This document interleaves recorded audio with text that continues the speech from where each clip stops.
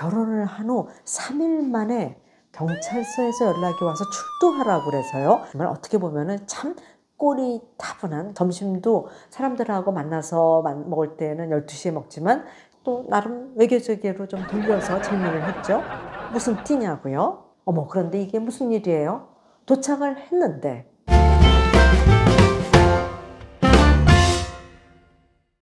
봉슈 최정화의 랑데부입니다. 오늘은요, 오랜만에 개인적인 얘기를 좀 하려고 그러는데요. 그 이유는요, 우리 지난 여름에 누들 러버 최후 통첩으로 결혼하다 편이 올라왔었잖아요. 그 이후에 굉장히 많은 분들이 어떻게 디디에를 처음 만났느냐 좀 얘기해 달라는 그러한 요청이 좀 많이 들어와서요. 오늘 그 얘기를 하려고 하고요. 그 다음에 제가 결혼을 한 후 3일 만에 경찰서에서 연락이 와서 출두하라고 그래서요. 깜짝 놀랐던 적이 있어서 그 에피소드에 관해서도 이야기를 하고자 합니다. 제가 솔직히 국제회의 통역사로 30년 넘게 정말 오랜 기간 일을 하다 보니까요. 여러 사람들을 정말 많이 만나게 되었고요. 또 대부분의 경우는 제 성격이 뭐라 그럴까요? 좀 사람 친화적이라고 할까요? 그래서 그 많은 사람들하고 알게 된 후 늘 그 좋은 관계를 계속해서 유지하려고 노력을 하고 있답니다. 또 그 오랜 기간 동안 알고 지낸 사람들하고요. 서로 결이 많아서 그런지요. 지금까지도 그 우리의 인연은 계속되고 있어서 저도 때로는 놀라곤 합니다. 우선 디디에를 제가 처음 만난 거는요. 당시 주한 프랑스 대사님 덕분인데요. 어떻게 해서 그 인연이 이어졌는지 이제부터 얘기를 해드리도록 하겠습니다. 대사님께서는 그 관저의 그 직책과 업무상 굉장히 다양하고 많은 분들을 굉장히 자주 초대를 했답니다. 그런데 대부분 초대를 받아서 오는 분들이요. 커플인가 하면은요. 제가 싱글이었기 때문에 저를 좀 자주 초대해 주시는 대사님으로서는 또 다른 남성 싱글을 생각할 수밖에 없었고요. 그래서 그때 아마 디디에를 생각했던 것 같아요. 그래서 또 서로 싱글이다 보니까 대사님께서 자주 저와 디디에를 옆에 앉혀주셔서 서로 어떻게 보면은 대화나 관심사가 통했기 때문에 즐거운 시간을 갖게 될 수 있어서 디디에와의 인연은 이 프랑스 대사님 덕분으로 알게 된 것입니다. 디디에가 본 사람은 다 아시겠지만 지금도 나이가 있는데도 좀 동안으로 보이잖아요. 나이에 비해서. 그래서 그때 제가 처음 봤을 때 동안이었기 때문에 저는 저보다는 한참 어리다고 생각을 했기 때문에 이성으로서는 별로 생각을 한 것 같지 않습니다. 네, 솔직한 이야기입니다. 이게 어떻게 보면은 전형적인 한국인 마인드죠. 그래서 남편감이라면 가히 저보다는 몇 살은 더 위여야 한다 하는 생각을 제가 저도 모르게 하고 있었던 것 같습니다. 그래서 지금은 뭐 많은 활동을 하면서 또 많은 사람들이 좀 글로벌한 편이다라고 얘기를 하고 있지만은 그런 생각을 한 거 보면은요. 어리게 보였기 때문에 이성으로서 전혀 관심이 없었다는 걸 보면은 상당히 편협적이고 제가 우물안 개구리식의 그러한 마인드를 갖고 있었던 거 부인하지 않습니다. 아마 이성으로 결혼 상대로 생각하려면 적어도 동갑이어야 한다는 생각을 했으니까 정말 어떻게 보면은 참 꼬리타분한 그러한 생각을 했던 그러한 저였던 거죠. 근데 어떻게 보면은 이게 좀 인연이 되려니까 다시 연결될 그러한 일이 생겼습니다. 파리 유학 시절에 제가 통역을 해드렸던요. 당시 그 대전 엑스포 조직위원장님께서 저희 통역대학원 교학과, 그때 제가 교학과장이었는데요. 교학과로 전화를 주셨습니다. 네, 그래서 네, 최정아입니다 하고 바꿔보니까요. 저한테 부탁을 하시는 게 지금 대전 엑스포 관련해서 국제회의 장소를 물색을 하고 있는데 최 교수가 워낙 이런 국제회의에 많은 일을 하고 있으니까 혹시 좋은 국제회의 장소가 있으면 추천을 해달라는 그러한 부탁을 저한테 한 것입니다. 네, 위원장님의 그 부탁을 듣고 보니까요. 마침 제가 자주 통역을 가서 했던 인터컨티넨탈 호텔이 생각이 난 거예요. 상당히 좀 격도 있고 또 분위기도 쾌적하고 또 통역사 입장으로서는 통역 부스도 굉장히 그 널찍널찍하고요. 그 다음에 그 국제회의가 열리는 그러한 공간을 보더라도 상당히 마음에 드는 아주 그 컨템포러리한 그러한 분위기였기 때문에 아주 저는 그 장소를 적극 추천을 위원장님한테 했던 것입니다. 어머, 그런데 무슨 일이 일어나는지 아세요? 바로 며칠 후에 전화가 다시 온 겁니다. 아니, 최 교수가 그렇게 국제회의 하는 장소로서 그 장소가 쾌적하고 널찍널찍하고 모던하고 아주 격이 있다고 그래서 우리 팀을 보냈는데요. 보니까 상당히 그 제안하는 견적이 생각보다 너무 비싼 가격이어서 좀 곤란하다 하는 그러한 얘기를 하시는 거예요. 솔직히 저는 오랜만에 연락을 주셔서 기꺼이 추천을 해드렸는데 가격이 너무 높다 해갖고 전화를 다시 주셨으니까 제가 얼마나 당황을 했겠어요. 네, 그래서 전화를 끊자마자 제가 다시 막 그 보관하고 있던 명함들을 찾아봤더니 마침 그때 만났던 디디의 명함이 있는 거예요. 그래서 즉각 전화를 했죠. 그래서 다짜고짜로 제가 얘기를 했습니다. 아니, 국제회의장 추천을 받아서 그쪽에 제가 갔을 때 너무 쾌적하고 모던하고 장비도 잘 되어 있어서 위원장님한테 추천을 했는데 견적을 그렇게 높게 불러서 제 입장이 굉장히 난처하다고 하면서요. 이 부분을 좀 수습을 해달라고 그렇게 제가 디디에한테 부탁을 한 것입니다. 마침 또 디디에는 그 당시 그 인터컨티넨탈 호텔의 레지던트 매니저 부총 지배인이었기 때문에 걱정하지 말라고 내가 알아서 다 그쪽이랑 연락을 해서 적절한 가격에 경쟁력 있는 가격으로 잘 얘기를 해서 일이 잘 되도록 할 테니까 조금 더 걱정하지 말라고 그렇게 얘기를 한 거예요. 그래서 저는 진짜 어떻게 안심을 주는 톤으로 얘기를 했는지 완전히 잊고 편하게 지냈는데요. 한 달 후쯤 디디어가 다시 저한테 전화를 했습니다. 네, 최 교수님 걱정할 거 하나도 없습니다. 얘기가 잘 되고 저희로서도 또 파격적으로 잘 스페셜 어레인지를 했기 때문에 지금 그 대전 엑스포 국제회의를 다 저희 호텔에서 유치를 했고 또 모든 것이 잘 되고 있으니까 조금 더 걱정하지 말라면서 굉장히 고맙다고 하면서 한번 점심을 모셨으면 좋겠다는 그러한 얘기를 하는 거예요. 네, 저도 귀가 솔깃하죠. 깜빡 잊고 있었는데 그렇게 모든 게 다 잘 됐다고 하면서 고맙다고 점심 대접을 한다니까 좋다고. 그래서 기꺼이 우선 저도 오케이를 했습니다. 그런데 문제는요. 점심을 초대한다고 하는데 디디에도 그렇고 저도 그렇고 너무 좀 일정이 많았던 거예요. 그때. 그래갖고 디디에가 제안하는 날은 제가 안 되고 제가 역제안한 날은 또 디디에가 안다고 거의 한 달이라는 기간이 되도록 서로 교집합 만나서 점심 한 끼 먹을 수 있는 날짜가 안 잡히는 거예요. 그래서 제가 항상 이렇게 날짜를 맞추다가 좀 슬슬 짜증이 나기 시작했어요. 그래서 제가 한마디 했죠. 아니, 그렇게 고마워서 점심을 초대하고 싶다고 식사를 한 끼 대접하고 싶다고 했는데 지금 거의 한 달 가깝게 날짜가 안 맞으니까 아니 저녁을 초대하면 어떠냐 그렇게 제가 얘기를 한 거죠. 여러 번 만나서 디디에랑 친해진 다음에 얘기를 듣고 보니까 디디에는 정말 굉장히 놀랐다고 합니다. 왜냐하면요 유럽에서는요 여성이 먼저 저녁을 먹자고 할 때는요 어떠한 상당한 함의가 있는 것이랍니다. 여러분도 감이 오죠? 어떠한 함의가 있는 건죠? 그래서 디디에는 정말 동양인 여자가 감사하다고 한 끼 대접한다고 했더니 날짜가 안 맞는다고 단도직입적으로 저녁을 먹자고 하니까 얼마나 놀랐겠어요? 근데 그때만 해도 저는 디디에가 아까 얘기했죠? 동안이기 때문에 저보다 꽤나 어려 보였기 때문에 이성으로서는 별로 생각이 없었기 때문에 저는 아무 생각 없이 저녁을 먹자고 한 거였죠. 날짜를 잡는데 이제 그렇게 우여곡절 끝에 드디어 이제 저녁으로 날짜가 잡혔죠. 근데 이번에 두 번째 또 난관이 나타난 거예요. 그건 또 뭐냐 하면은 시간을 정하는데요. 저는 솔직히 좀 저녁을 일찍 먹는 편입니다. 점심도 사람들하고 만나서 먹을 때는 12시에 먹지만 집에서 혼자 먹을 경우에는 보통 11시 반에 먹거든요. 그러니까 당연히 솔직히 5시 반이면 벌써 출출해지기 시작하거든요. 그래서 보통 친구들이나 또 아는 분들과 만나서 식사를 할 때도 6시에는 저녁을 먹는데 디디에는 자기 생각만 한 건지 아니면 유럽인들의 기준에서 연가를 한 건지 7시에 먹자고 제안을 하는 거예요. 그러면서 이유인 즉슨 그 식당이 보통 좀 7시 정도 아니면 6시 반 정도 일러야 그렇게 늦게 오픈을 한다는 거예요.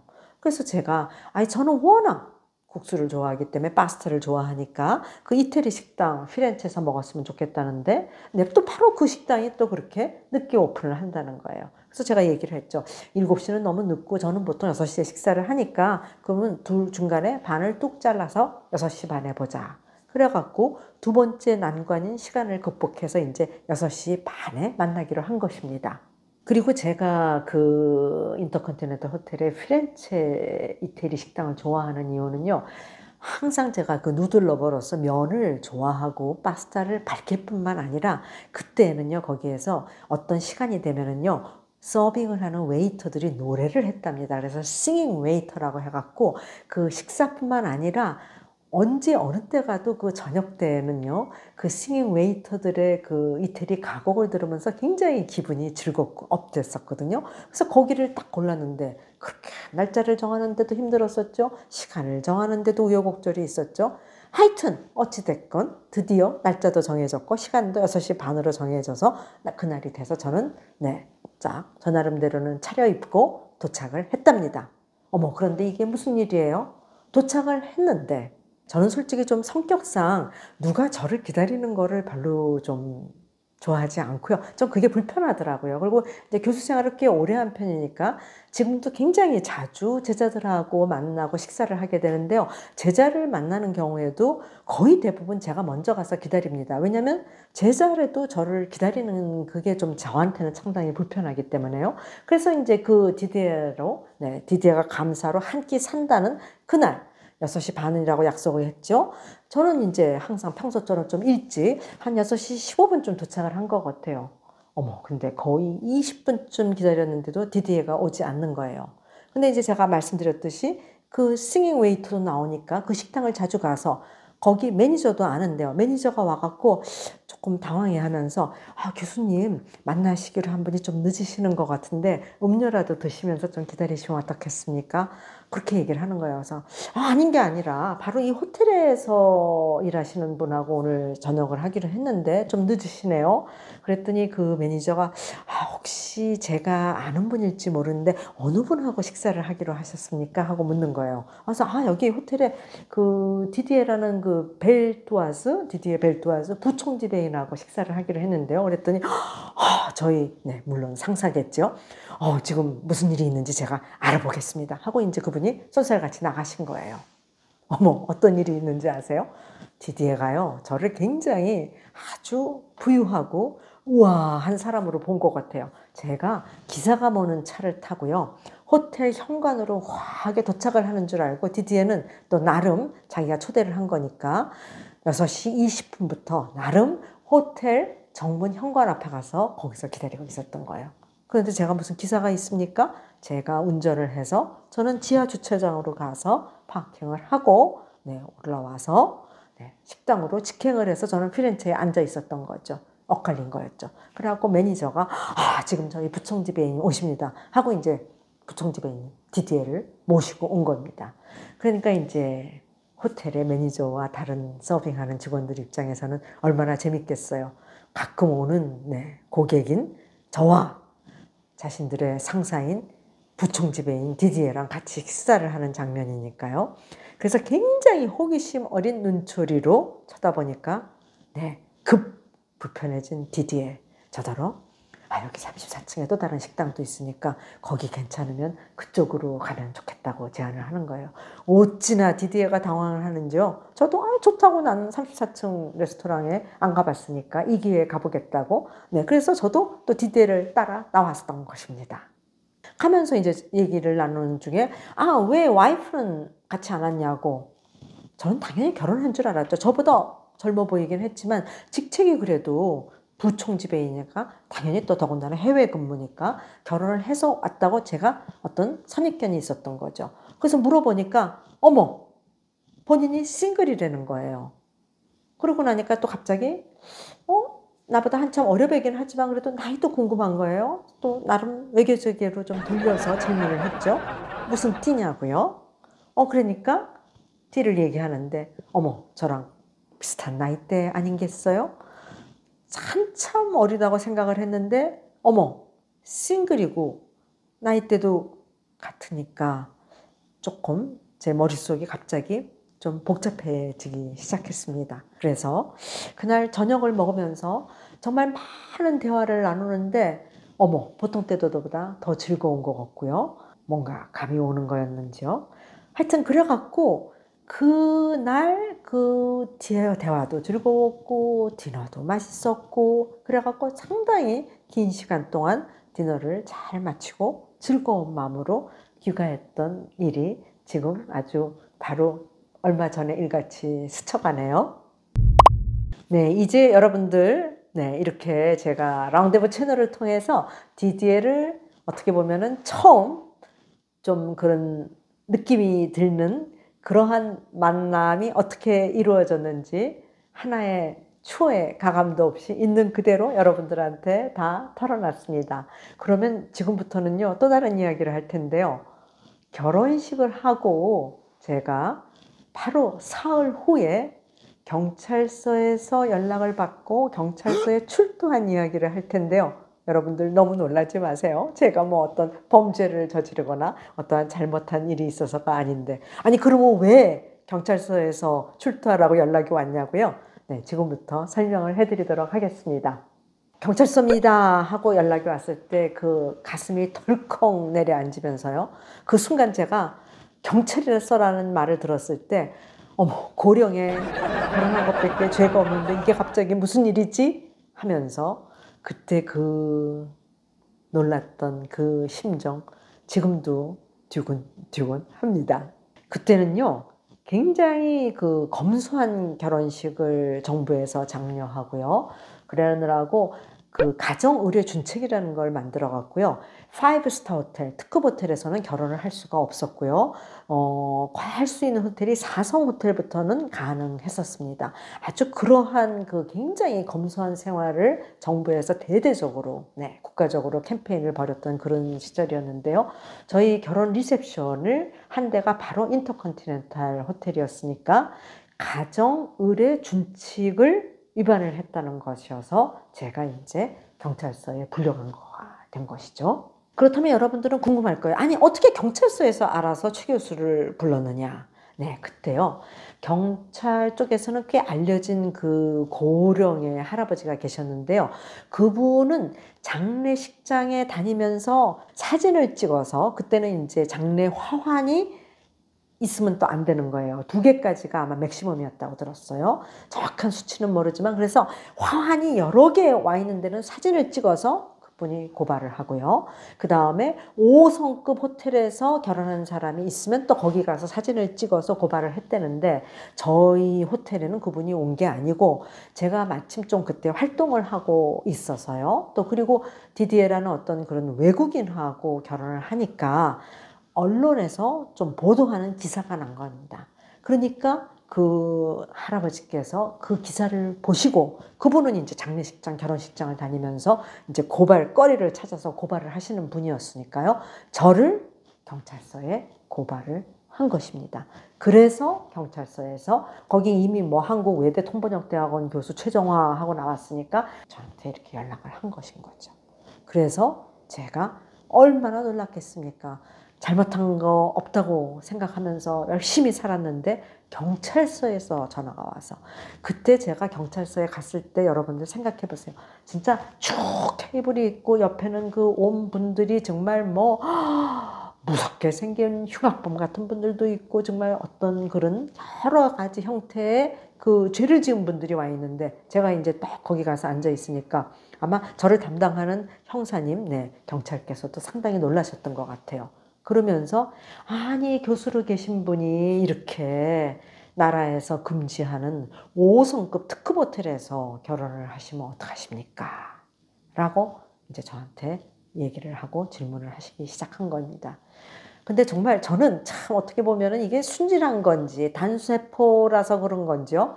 그때 저는 오라고 그래서 가긴 갔지만 강의 생각밖에 없는 거예요. 오후에 강의가 있었거든요. 그래서 솔직하게 얘기를 했죠.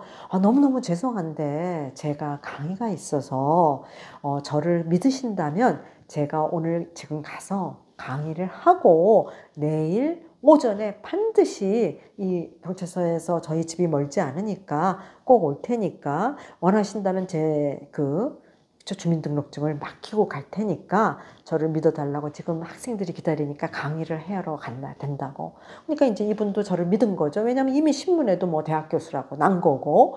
그러니까 그럼 알겠다고 믿으니까 뭐 굳이 그렇게 주민등록증 신분증 맡기고 갈 필요도 없고 내일 10시까지 다시 이 경찰서로 출두를 하라는 거야. 그래서 알겠다고요.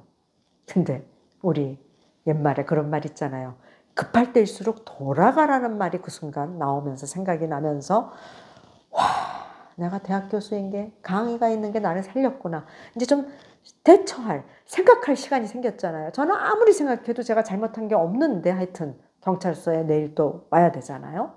강의를 마치고 운전을 하고 교통사고 없이 운전을 잘하고 집에 왔어요. 그러고 나서 이제 시차 계산을 해서 디디에는 벌써 결혼식하고 3일 후였지만 벌써 캐나다로 일하러 가야 된다고 다음 날 벌써 떠나버렸거든요. 그래서 이제 시차를 맞춰서 이제 밤에 디디한테 이제 전화를 했죠. 그랬더니 어머, 죽으라는 법은 없나 봐요. 디디에가 너는 한국 여성이고 나는 프랑스 남자고 한국 여성은 항상 남편의 말을 잘 듣지 않느냐. 그러니까 너는 있는 그대로 얘기를 해라. 내가 한국에서 일을 할 때는 이 인터컨티넨탈 호텔이 나의 집이었고 또 나의 직장이었고 그러니까 네가 한국인이고 한국에 나와서 결혼을 하는데 나의 집이었고 나의 직장인 인터컨티넨탈 호텔에서 하는 거는 정말 너무나 당연한 결론 아니냐. 그러니까 만약에 이게 문제가 돼서 어떠한 처벌을 해야 된다면 남편인 그러한 주장을 한 나에게 해야 되지 않겠느냐 라면서 이 얘기를 내일 경찰서에 가면 꼭 얘기를 그렇게 하라고 얘기를 해준 거예요. 지금 생각해도 정말 디디에 그때 정말 지혜로웠던 얘기를 해주고 어떻게 그렇게 기지가 번뜩였는지요. 너무 남편 자랑하는 것 같아요. 하여튼 팔불출 같죠? 그래서 다음 날이 됐어요. 그래서 정말 제가 생각해도 사실이잖아요. 인터컨티넨에서 한 이유가 다른 이유가 하나도 없이 디디의 직장이었고 디디의 집이었고 거기 말고 다른 데서 가서 한다는 게 더 오히려 이상한 거였죠. 그래서 다음 날 경찰서에 가서 어제 저한테 여러 가지 질문했던 그 경찰관님 다시 찾아가서 말씀을 드렸던 거죠. 저희 남편이 프랑스 사람이고 한국에서 일했을 때 인터컨티넨탈 호텔에서 일했고 또 거기 부총집에 있었기 때문에 호텔에 아파트에서 살았고 그리고 본인의 직장이었고 그러니까 인터컨티넨탈 호텔에서 리셉션을 하는 게 당연한 거 아니냐. 그리고 만에 하나라도 그것이 문제가 된다면 남편인 나한테 어떠한 책임을 물어야 할 거 아니냐라고 얘기를 하는데요. 경찰관님도 할 말이 없는 거죠. 맞는 얘기잖아요. 옆에 있는 상사하고 가서 의논을 하고 오시더니 잘 알겠다고 이제 가셔도 된다고 그러면서 저한테 이제 돌아가도 좋다고 그래서 홀가분한 기분으로 경찰서를 나왔던 그러한 때가 있었습니다. 여러분들 이러한 경험 아마 저밖에 없을 거예요. 그렇죠? 국제 결혼을 해갖고 결혼한 지 3일 만에 경찰서에 불려간 그런 경험이 있는 최정화랍니다. 그리고 여러분들 얘기를 들으면서 조금 더 궁금한 게 하나 생기셨을 거예요. 제가 결혼식이라고 표현을 안 하고 결혼 리셉션이라고 표현을 했잖아요. 그 이유 궁금하시죠? 다름이 아니고요. 남편이 프랑스인이다 보니까요. 결혼식 전 절차도 생각보다는 조금 까다로웠답니다. 우선 건강검진을 저더러 받으라는 거예요. 세상에. 제가 무슨 뭐 중병이라도 걸린 것처럼. 나중에 알고 보니까 그거는 뭐 프랑스 사람이면 프랑스 사람이랑 결혼을 하려면 누구나 다 그렇게 해야 되는 거래요.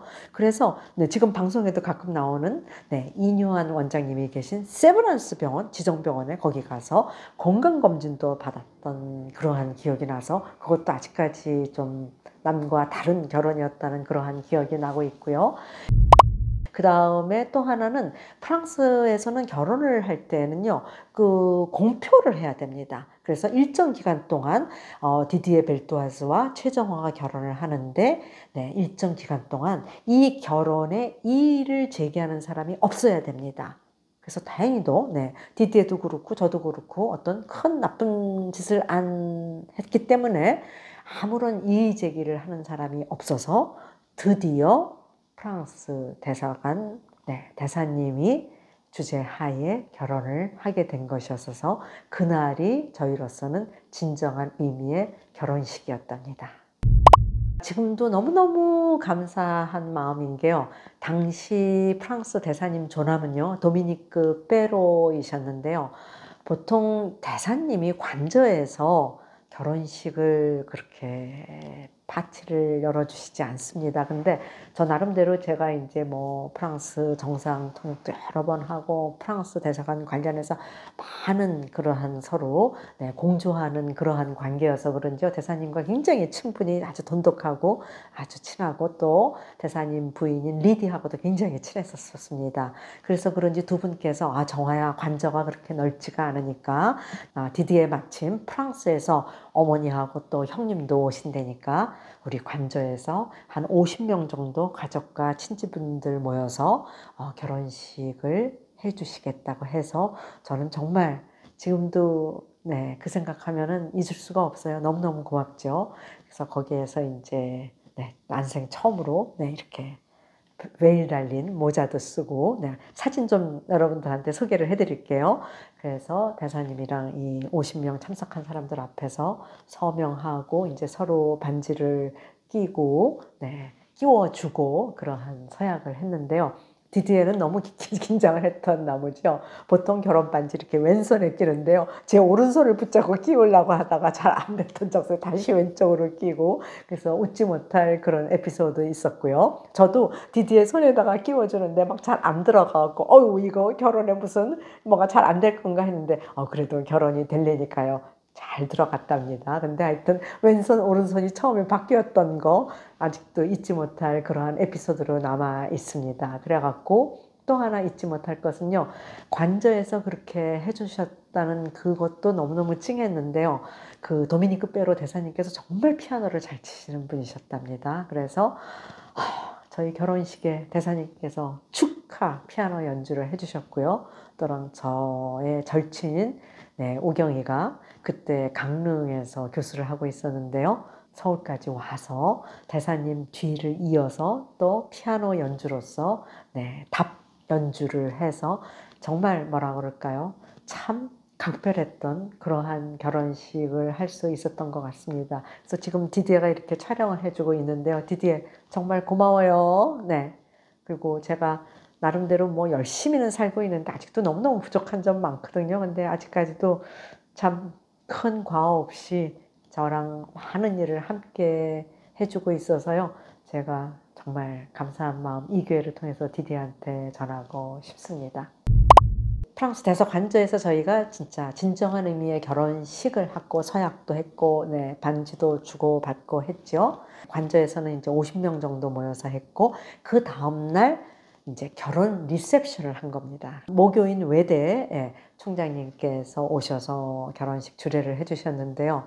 그때 하신 말씀을 잊을 수가 없어요. 디디에 벨토ise is more Korean than Korean. 네, 디디에는 한국인보다 더 한국인이고 최정화 is more French than French. 네, 최정화 교수는 프랑스 사람보다 더 프렌치적이다 라는 그런 말씀을 해서요.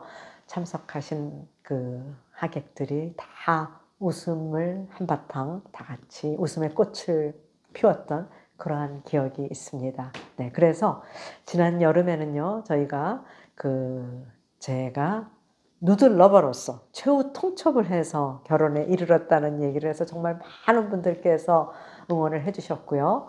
또 그걸 보시면서 너무나 많은 분들이 디디와 저가 어떻게 만났는지 궁금하다고 해서 그 궁금증을 풀어드릴 겸 하고 또 경찰서까지 제가 불려갔던 그러한 경험이 있어서 그런 경험은 여러분들 안 하셔도 좋을 것 같아요. 저 하나면 충분한 것 같습니다.